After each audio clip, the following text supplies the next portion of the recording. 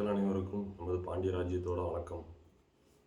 இப்போ ஆட்சி மாறின பிறகும் அரசியல் விமர்சகர்கள் இப்போ ஒன்று சொல்ல ஆரம்பிச்சிட்டாங்க. ஆட்சி மாறினாலும் காட்சி மாறல, இன்னும் பழைய மாதிரியே தான் பாலியல் பலாத்காரம் நடக்குது, ரேப் நடக்குது, கொலை நடக்குது, எல்லாமே நடந்துகிட்டு இருக்குது அப்படின்னு சொல்லி மறுபடியும் சொல்கிறேன். இதுக்கு ஆளுங்கட்சியோ பொலிட்டிஷியன்ஸோ போலீஸோ இதுக்கு காரணம் கிடையாது. இது வரலாற்று ரீதியான காரணங்கள் இதுக்கு. இப்போ இந்தியா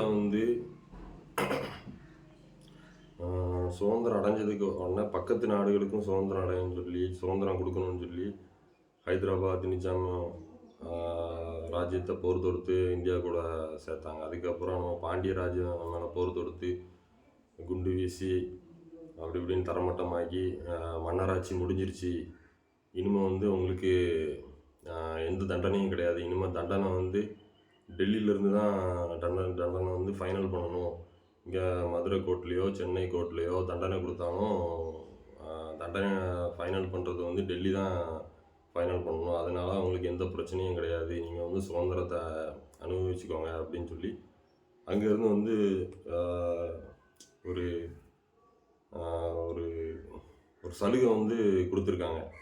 அப்போ தான் இந்தியா மேலே ஒரு பற்றாக இருப்பாங்க, சுதந்திரத்து மேலே ஒரு ஈடுபாடாக இருப்பாங்க அப்படிங்கிறதுக்காக அவங்க கொடுத்துருக்காங்க. அதனால தான் தொடர்ச்சியாக இந்திய சுதந்திர பாலியல் பலாத்கார கொண்டாட்டங்கள், இந்திய சுதந்திர கொள்ளைகள் எல்லாமே இது பண்ணியிருக்கு. இப்போ சாதாரணமாக ஒரு பணத்தை கொடுத்து ஒரு ஆளை விலைக்கு வாங்குறது கஷ்டம். ஏன்னா அவங்களே சொல்லி நான் சம்பாதிச்சுக்குவேன், எனக்கு சம்பாதிக்க தெரியும் அப்படின்றாங்க. அதுபோக அதை தாண்டி பல சலுகைகள் இருக்குது. நீங்கள் 2 வயசுலேருந்து 100 வயசு வரை எந்த பெண்கள்னாலும் நீங்கள் கற்பழிச்சிக்கோங்க, கொலை பண்ணிக்கோங்க, என்ன வேணாலும் பண்ணிக்கோங்க. அந்த மாதிரி உங்களுக்கு தண்டனை கொடுக்குறது அங்கே தான் கொடுக்கணும், நாங்கள் உங்களை இது பண்ணுறோம், இந்தியா மேலே மட்டும் கொஞ்சம் பற்றாருங்க. இந்த மாதிரி கொடுக்கும்போது அவங்க அதை யூஸ் பண்ணிக்கிறாங்க. ஏன்னா அது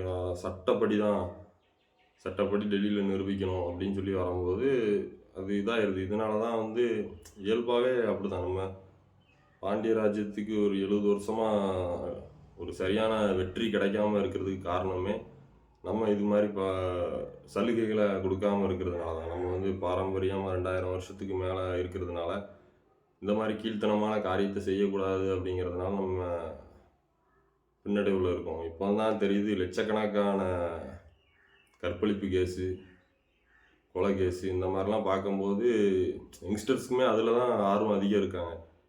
இவங்களை அப்படியே ஸ்ரீலங்காவுக்கு சிங்கள மொழி பேசுகிற மக்கள் இருக்கிற இடத்துக்கு சிறப்பு சலுகைகளை கொடுத்து இவங்களை மட்டும் அங்கே அனுப்பிச்சோன்னா அப்போ அது ஒரு பெனிஃபிட்டாக இருக்கும். அந்த மாதிரி பெனிஃபிட்டு தேவையா இல்லையான்னு சொல்லி தெரியல, சொல்கிறேன்.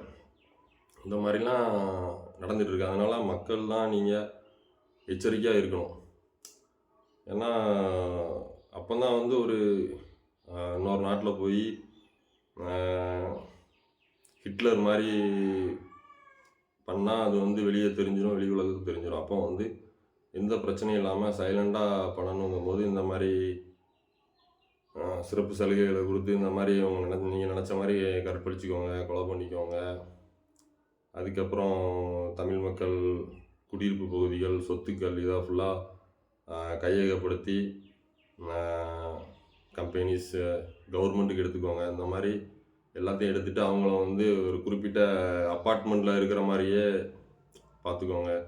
அப்போ தான் நாளைக்கு ஒரு பிரச்சனை ஏதோ பிரச்சனை வந்தாலும் ஈஸியாக செலவு இல்லாமல் இது பண்ணலாம்.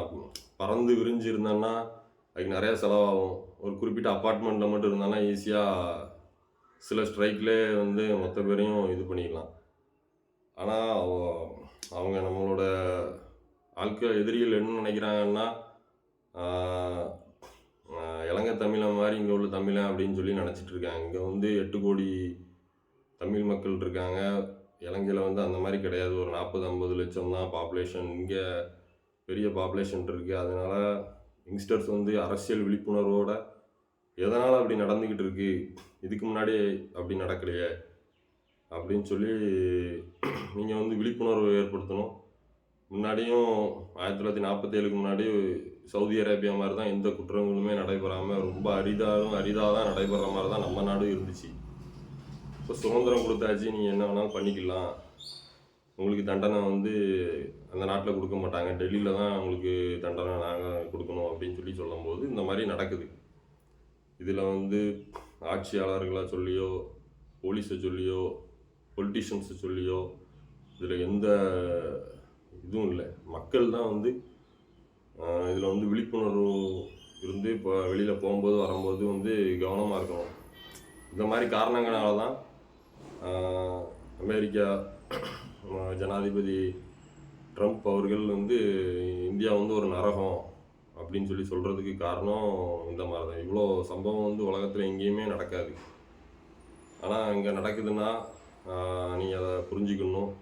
இது மறைமுகமான ஒரு இனப்படுகொலை மாதிரி தான். நமக்கு பாரம்பரியமாக இருக்கிற போதைன்னு பார்த்துக்கிட்டிங்கன்னா கல், நாட்டு சாராயம், கஞ்சா, இதுதான் வந்து 1000 வருஷத்துக்கு மேலே இருந்தே இருக்குது.